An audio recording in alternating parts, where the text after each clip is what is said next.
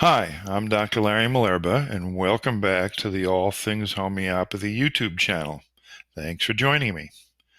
By the way, over the years, I've gotten a lot of inquiries about the best ways to study homeopathy. People want to know where to find the best teachers, the best books, and the best educational programs. And I guess the answer depends upon an individual's goals and aspirations. It's one thing to learn about the practical use of a few dozen first aid remedies for acute care situations at home, but it's a whole nother ball of wax to set your sights on learning how to become a homeopathic practitioner. There are many who dabble in the field of homeopathy, and I guess that's okay, but it tends to create misconceptions about what homeopathy is and what it's really all about. And it creates even more problems when a dabbler puts him or herself out there as an authority on the subject. My point is that the study of homeopathy is a serious undertaking that requires dedication and commitment. It's not easy to become an accomplished homeopath.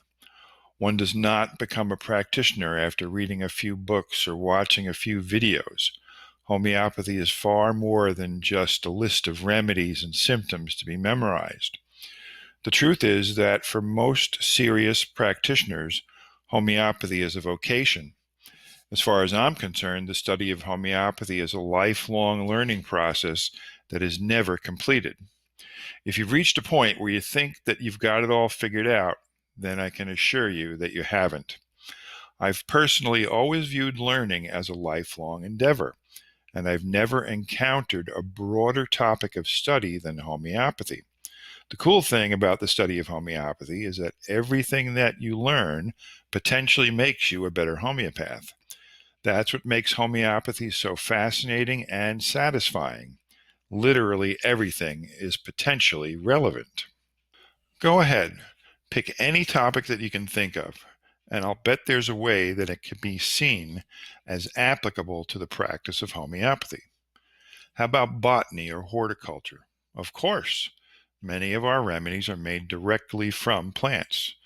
The same applies to geology, zoology, ecology, and all the other natural sciences. After all, where would homeopathy be without knowledge of nature? How about anthropology, history, and geography? You bet. And we can't forget psychology, psychiatry, and sociology.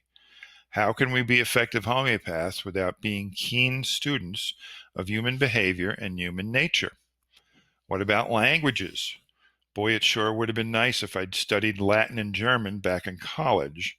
Then I'd be able to decipher scientific lingo with greater skill, and I could have read Hahnemann's writings in their original language.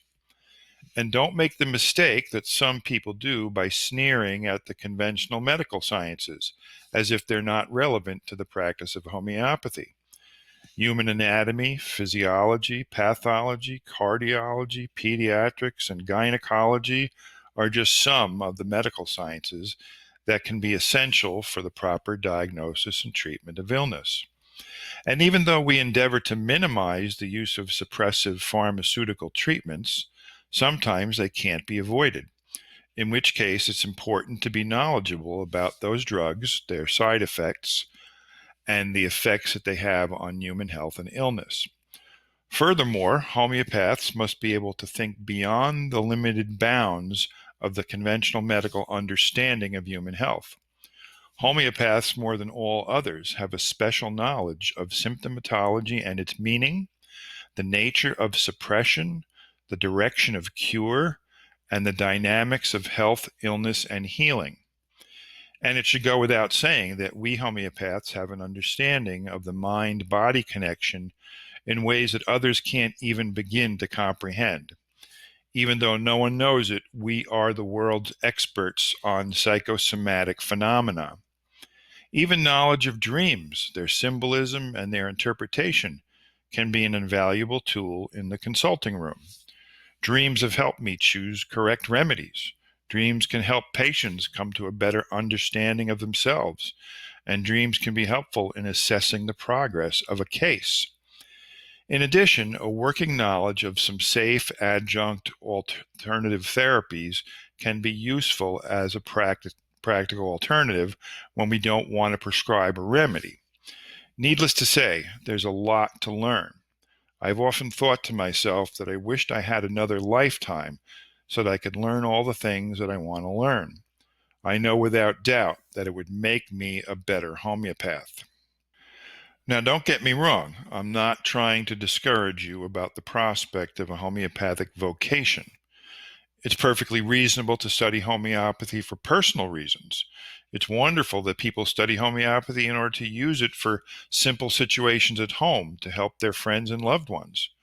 What I am trying to say is that if you have bigger plans, homeopathy is endlessly fascinating, but it can be overwhelming too, especially if you think that you're going to learn it all in a year or 2 or 3.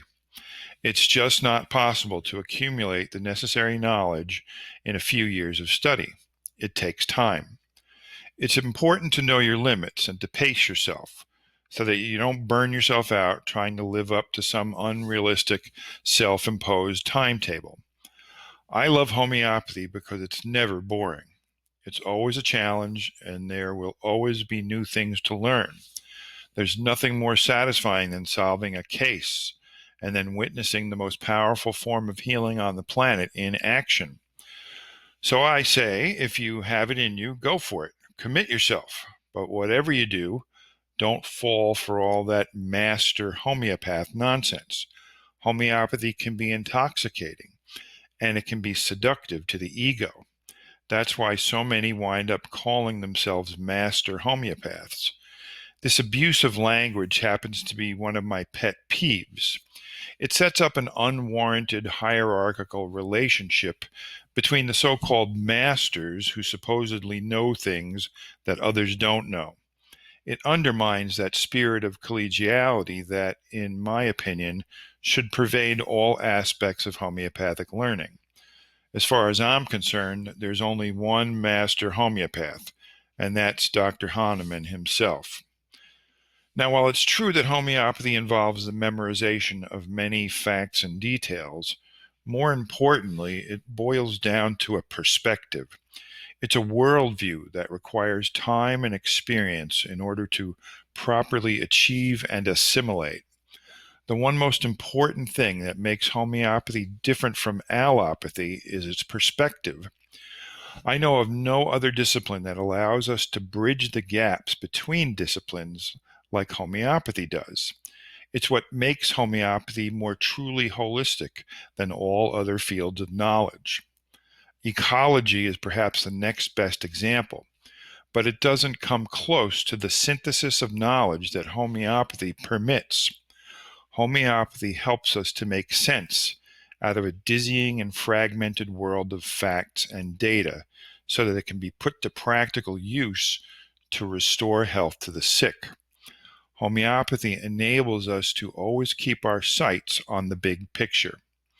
I think it's fair to say that the study of homeopathy is the study of life itself. Now, there's one more piece to this grand puzzle that I haven't mentioned yet, and that piece is personal self-development. Perhaps just as important as knowledge of all of those facts is the parallel pursuit of self-knowledge. After all, what good can we be to others if we don't have our own personal act together? It's imperative that we come to know ourselves, and we must be willing to pursue that goal with determination and self-honesty. Because if we're to be effective healers, we must be able to understand ourselves before we can truly begin to understand others. And that's not always so easy. It often requires a lot of hard work. Grappling with our own personal demons will ultimately make us better qualified to help others do the same. And don't tell me that you don't have any issues, because I've yet to meet that mythical person who has no faults. I'm definitely not the same person that I used to be back when I began treating patients decades ago. Long ago, I made a conscious decision to make self-improvement a priority in my life. When I was a psychiatry resident, I lobbied for the faculty to pay for my Jungian psychotherapy sessions. I argued that it would make me a better psychiatrist. They thought I was crazy, but they ultimately agreed to my request. There's no doubt in my mind that working on my own self-development has enhanced my skills as a homeopathic interviewer. And I assure you that I still have issues that I continue to wrestle with to this day. Personal development is always a work in progress. There is no endpoint at which we stop and declare that we've arrived. And remember, it doesn't happen all at once. Psychological awareness, emotional maturity, ethical integrity, and spiritual wisdom are ideals that are only partially realized through sacrifice, the passage of time, and personal experience. Fortunately, homeopathy is the medicine of experience. Without experience, all of that learning can sometimes go to waste. So homeopathy becomes the proving ground upon which we sharpen our skills as healers who have earned the privilege to be trusted by our patients. As homeopaths, we must be able to understand our patients on their own terms and without judgment. The more we know ourselves, the more we understand human nature, and the more we familiarize ourselves with different cultures and different spiritual perspectives, the better we'll be able to serve those who seek our help. So I urge you to embrace learning as a lifelong journey.